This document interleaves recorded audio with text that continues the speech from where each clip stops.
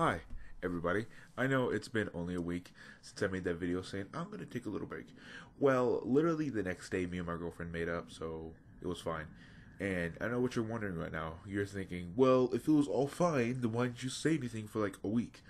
Well, see, there's a stupid thing that we're all required to go to from the age of 6 to about 18, and it's called school. And they do stupid things like give out a final about a month before the end of school. Why? I have no idea. The world may never know, but at least I have it over with. But now I'm done studying for the final, and I have free time on my hands because I have a 3-day weekend.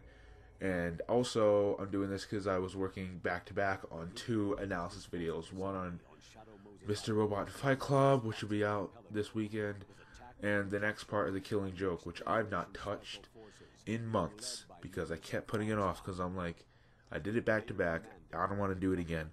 But I do want to do it again now because it's been a long time. And this has been going on for over a minute. So let's just jump right into a mini review of a show I literally just finished a couple hours ago called Suisei no Gargantia, or Gargantia on the Verdurous Planet.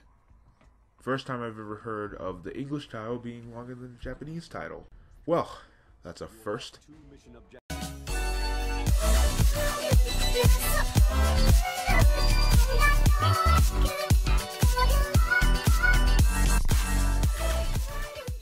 So Gargantia takes place in a distant future and is about a soldier named Leto and the Galactic Alliance who crash lands on Earth.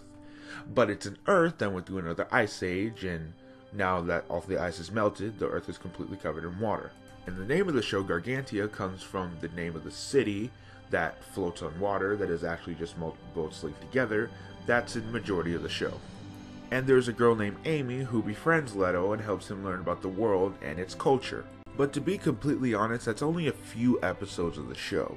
Because you see, Gargantia is separated into 3 different arcs. The first arc is pretty much Leto and the Gargantians reacting to his arrival. And what's the first thing that Leto does when he wakes up? He immediately kidnaps Amy, using her as leverage so he can get away without being harmed. What are you, fucking stupid? And obviously, the Gargantians don't react too well to that. But eventually, Leto gets used to this new place, and then the second arc kicks in, which is pretty much just Leto getting used to Gargantia, doing things like getting a job, learning about money, etc., etc. But eventually the third and final arc kicks in, which I will say nothing about because 1, it will take too long to explain, and 2, obviously spoilers. And I'm trying to keep this video short, so the fact of the matter is, if I had spoilers, this video would be twice its length. Almost the entire first episode of the series doesn't reflect it as a whole at all. Now the first section is a CGI action fest between the Galactic Alliance and the Hideouse. And then the second section is an introduction to characters such as Amy and Pinion, etc., etc. And I know that the first section is trying to introduce the Hideouse as this almost unstoppable force that not even an entire alliance, a galactic alliance, can't even stop. But that still doesn't change the fact that it's just plain boring. And after all of this, of course, Leto gets stranded. He's asleep for like, I think 6 months or whatever. But during this time, we then meet everybody on Gargantia. And I have no issues with the characters in this show. I love pretty much every character that you meet in this entire series. The only thing is, nothing interesting is happening at this point. It's just them going on with their daily lives. And nothing's funny happening. It's just talking. And it's ridiculously boring. And then finally, thank God, Leto wakes up, kidnaps Amy, then realizes he's on Gargantia. And this is great. This is enjoyable. This is funny. This is also the last 7 minutes of the first episode. What the fuck? So let's just say if you hypothetically forgot to watch the first episode, you're not missing way too much. One thing I can praise about this anime is that even though the manga was not even close to ending, like it still had a good year when this anime was ending, this anime has a fantastic ending. Now besides that first episode, I love the series as a whole, but the last 3 to 5 episodes is just a fantastic domino effect that eventually leads to an amazing battle that ends the series in a sad, yet amazingly satisfying fashion. There's a pretty good revelation before the beginning of the end of the series, and it came out of nowhere and is actually really good, and it affects our main character in a drastic way. You know, like most revelations should. With only 13 episodes, Gargantia juggles its main story and a ridiculous amount of character side arcs very, very well. Towards the end of the second arc, there's multiple character side arcs going back to back to back along with our main story that's building to a climax. Yet I never felt like one was getting more attention than the other. Every single character arc also helps with world building. Through each subplot, we learn more about the characters, the world they inhabit, and their past.